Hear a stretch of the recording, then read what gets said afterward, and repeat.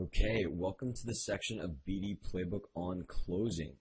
So at this point, you should have your deal proposed, the decision makers warm and responsive, and terms on the table. Now it's time to push it through the finish line and close the deal. Let's first talk about some deal closing principles. Number one, the more stakeholders you can get buy-in from, the more likely a deal will go through. And this is why it is so important to figure out who the decision makers are and what their process is so you can make this happen.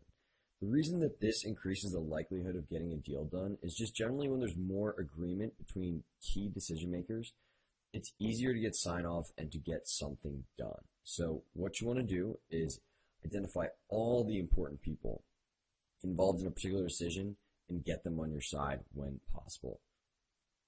Number two, find a champion early and double down on this person. So again, a champion is somebody who your deal really resonates, who wants to see it be successful, and who ideally you have a personal relationship with. So let's go ahead and talk about how you find a champion. Honestly, it's a pretty organic process. Typically, the way that I see it go down is you'll notice that after you propose your relationship to a few key stakeholders, it'll really resonate with one or two people. If it resonates with two people equally, try to connect with both of them, but really try to nurture that relationship with the most important stakeholder who it resonates with, and develop a friendship that, again, extends beyond the bounds of just the deal or business relationship. Now, once you have a relationship with this person, again, they'll help you navigate internal challenges, identify bottlenecks, pitch internally, so you'll constantly be arming them with information that creates a case for you guys to get the deal done. This person is going to be somebody you're really going to lean on throughout the process. Number three, create and align your pitch team in the deal process. So as a deal gets closer to getting through the finish line, you need to have a point person for every single component of the deal. Not only getting the contract done, but technical implementation, maybe even monetary stuff, depending upon how big a company is. And you want to have the BD team in complete alignment, talking to each other. Their tech team and your tech team. Have point persons on both ends if marketing and design is involved. Make sure that they're point people assigned and that each point person is coordinated with their counterpart on the other team. Why does it help to establish and align your pitch team? Well, there's a lot of moving pieces out there that have to get etched out. And if you're trying to do it all on your own, it's going to be hard, laborious, and you're not going to be able to move as fast. Also, people like dealing with their own kind. Quite frankly, I don't know a whole lot about technical implementations. For me to try to convince and get somebody to like me that is a super tech-heavy person is going to be harder to do than my head of product, realistically.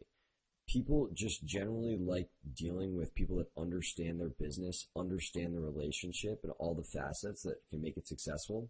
So you want to have somebody that is a good counterpart that can speak the language, so it's easy as possible to communicate and facilitate things moving quickly and smoothly. Lastly, it's easier to push from different angles. Having different people tied to different stakeholders allows you to diversify the pressure.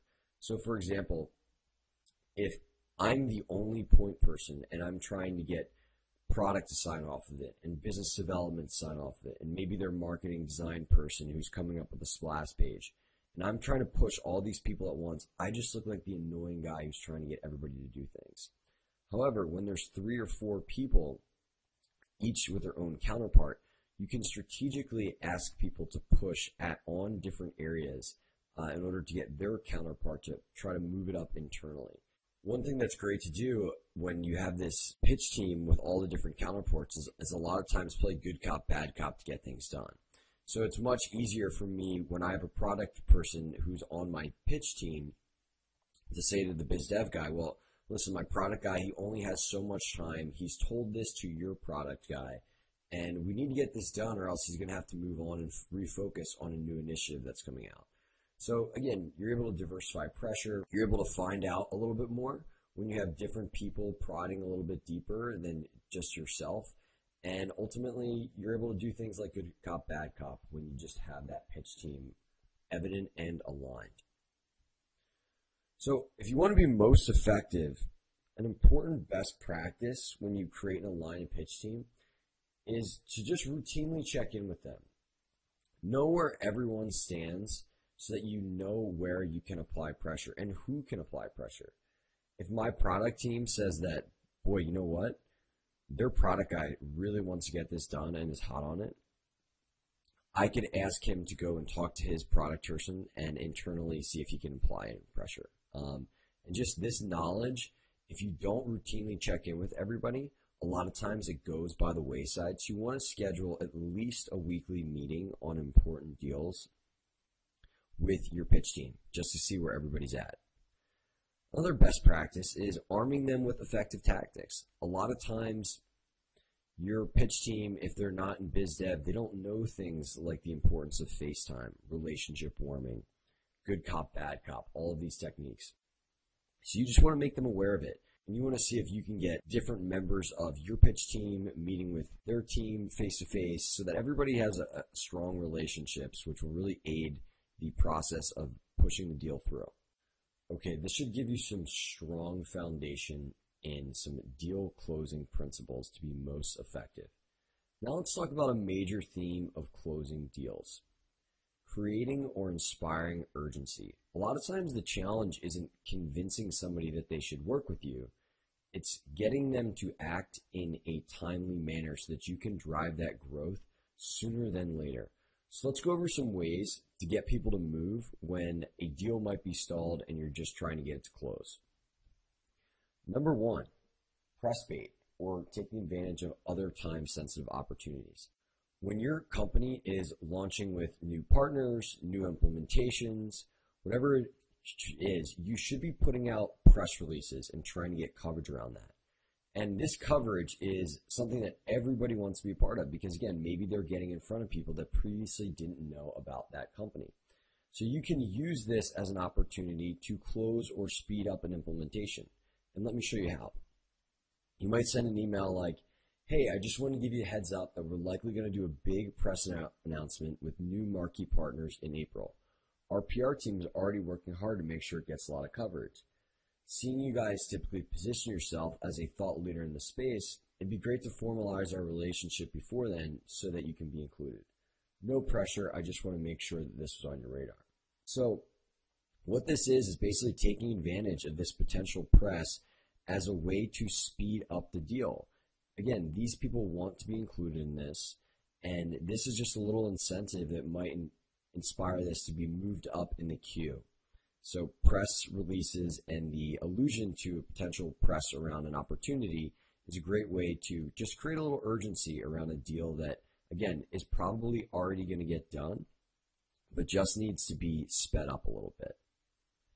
Number two, highlight competition. So nobody wants to get beaten to the punch by their competitors. Now, there's an important caveat when you do this. You want to bring up competition in such a way that doesn't make you look like a tool. So let's talk about a good way to bring up competition that might inspire partners to move a little bit faster, and a way that isn't necessarily as effective and can actually put a sour taste in a partner's mouth. Okay, so here's an effective way. Hey John, I just want to give you a friendly heads up that competitor Y is going to be live at the end of the month. There should be a lot of press around the launch. I wanted to make sure you heard it from me and not from somebody else. Now, doing it this way basically makes you look like their friend. You're telling them this thing that they want to know about, they should be prepared for, and you're not doing it in a spiteful way that says, hey, look at this other person. The line, I wanted to make sure you heard it from me and not somebody else, are really what accomplishes this friendly vibe. So this is just kind of an excellent way to mention competitors around an event that they probably want to know about without looking too much like you're trying to get them to do something. Now, compare this to this way. Hey John, I want to give you a heads up that we just signed this person. They'll begin integrating in late April. This just does not sound friendly. It doesn't sound like you really care about their best interests and that you're trying to give them a heads up on something so that they're prepared and can act accordingly. And this is literally just the difference of really one sentence here. So again, when possible, you want to add a nice little personal touch at the end by saying something like, I want to make sure you heard it from me and not somebody else. This is why I'm telling you about this competitor launch, not because I want to make you feel bad. Another effective way to inspire urgency is to emphasize scarcity around a particular part of the deal. And I call this scarcity levers. So things that can become scarce, which can inspire somebody to move. The first one is resources. So it might be your product team only has so much time and energy to commit to upcoming integrations. And if we can't get this done, they're going to have to focus on something else because their time and energy is valuable and scarce. It's limited. So we need to get this done if we want to work together. An example might be our product team is going to be focusing on a new feature starting next month, so they won't have the bandwidth to help onboard new partners starting in March. So if we want to get this deal done and we want to have their energy for our implementation so we can get this out fast and grow together, we're going to need to get this done sooner than later. Another scarcity lever is access. So scarcity around inventory that's not yet available. It might be a new product feature. It might be a new group of test partners that get to try out something brand new. This is an excellent thing that you can leverage and basically create inventory around this particular thing that is impending. So an example that's specific would be, we're pretty excited about this new feature of the API. For the first 6 months, we're likely only going to be providing access to existing partners. It'd be great to get our relationship finalized so that you can take advantage of it. Again, so here is access to this particular thing that only a subset of people is going to get. And if you want to be part of that subset that gets this thing that might be able to help grow your business, we're going to need to finalize our relationship, or we're going to need to enter a relationship, or whatever it may be. So here's just a few ways that you can use scarcity to hopefully inspire some urgency so that deal gets done and prioritized in the queue. Now, just a great time to really lean on these tactics is when prospects are just providing BS excuses. If the reason they're not moving isn't all that compelling and doesn't make sense, lean on one of these tactics, see what happens.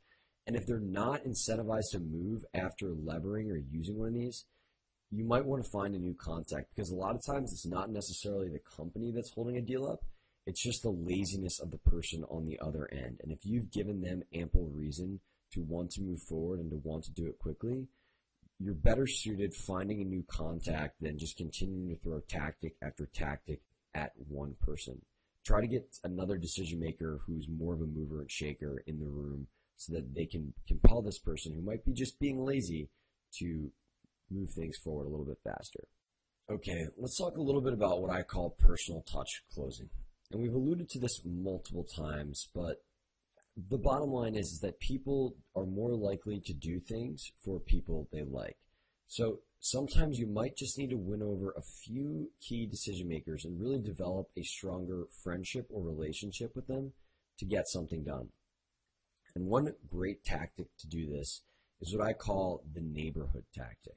And the foundation of this is that if you have good social skills, the more face time you get, the more comfort and warmth someone will feel for you. So what this really is about is just architecting that face time. Okay, so how do we do this? How do we create face time without seeming too overt about wanting to do it so we can get something done? Well, first step of the neighborhood tactic is to create the perception that you're already going to be somewhere in close proximity to a prospect. And you ask them to get together because, well, you're going to be in the neighborhood.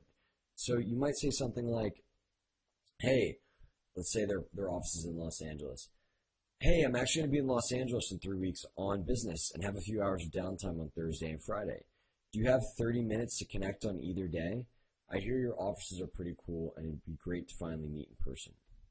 Now, at this point, you have no intention to be in Los Angeles, but you know that you need to get in front of this person to warm them up to close the deal. So you basically throw out there the fact that you're going to be in the area and that if they have time, that you'd love to get together. And if this person commits, says, yeah, sure, that's when you book the flight, get out there, get in front of this person, make them like you, and hopefully get the deal done.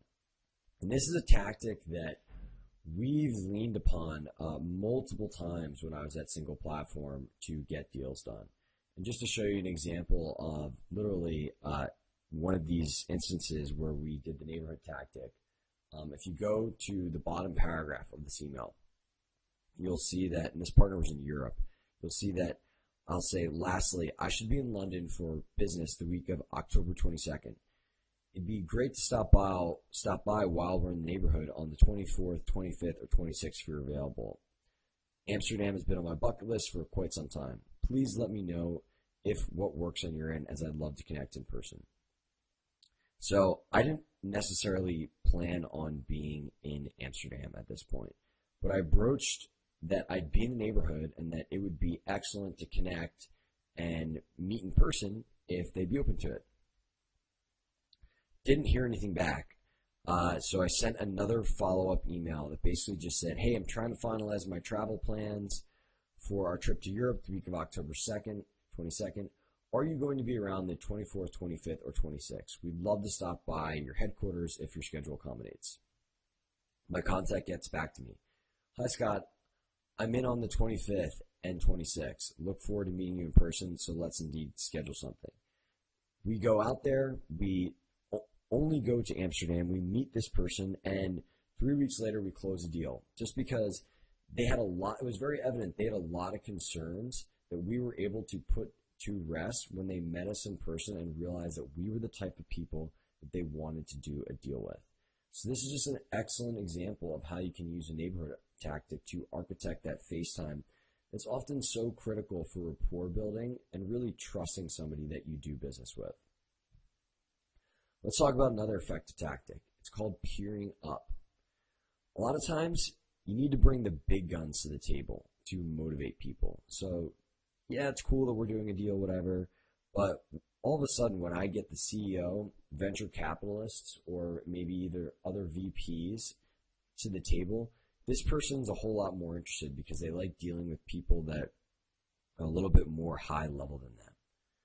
So you might want to say something like this if a deal stalled. Hey, I was giving our CEO a rundown of our conversations during our weekly meeting, and he's really excited about the opportunity. In fact, he loves your business and wanted to hop on a call to get acquainted. Would your schedule accommodate this anytime soon? So now all of a sudden, when you bring your CEO to the table, who may be somebody reputable, may not, and just have a CEO next to their name, this person might be a little bit more motivated. They might be excited to get on the phone with this person. They might be excited to get the deal done to impress your CEO, whatever it is. But a lot of times bringing that peer with a little bit more stakeholder value gets somebody to move a little bit faster than they otherwise would. Last tactic I want to bring up that can help inspire urgency and get deals done is back scratching. Believe it or not, a lot of times business can come down to personal incentives. So the incentive of the stakeholder who's basically maintaining ball control on the other side. So what this means is there's some opportunities when you understand what's important to them for a you scratch my back, I scratch your relationship that isn't even often necessarily confined to business. So some examples of this might be, hey, if you can work on your friend at this conference to approve us as a vendor, I think we might be able to get this deal moved up in a legal queue. Or, hey, if you can guarantee getting us on the top of that integration partners page, I think we might be able to push this through because that visibility is really important to my boss. So, again, at the core, what this really is just understanding what's important to that one specific person on the end, scratching their back and seeing if in return you can get them to do something for you, like prioritizing getting a deal done. And identifying these opportunities just comes down to a few things. One, developing a strong relationship that breeds transparency and honesty. If you don't have a good relationship with somebody, they're not going to let you know about these things that they really want that might be tangentially related to a deal. So having that strong relationship is key. Understanding their needs, so understanding what's important to them, understanding their incentives, understanding how their performance is measured. All of the greater understanding of all of these things is going to facilitate your ability to exercise the back scratching strategy. And then lastly, you want to demonstrate that you're willing to make a special accommodations or concessions if it means getting a deal done. Somebody's not going to pose you potentially doing a favor for them if you haven't demonstrated that you're the type of partner that might be able to make this happen, depending upon how big the ask is. So you constantly just want to be letting them know that, hey, I'm willing to try to make this work. I'm willing to make special accommodations if it makes sense. And just really give them the permission to ask for these type of things or to bring them to the table when possible. So these are some closing techniques and ways to inspire urgency to close deals. If you want some more, because there's literally hundreds out there, check out the resource link section in BD Playbook, and there is a link there to a page with literally 50 different types of closing tactics that you can use, and maybe even find a good one if none of these works for you.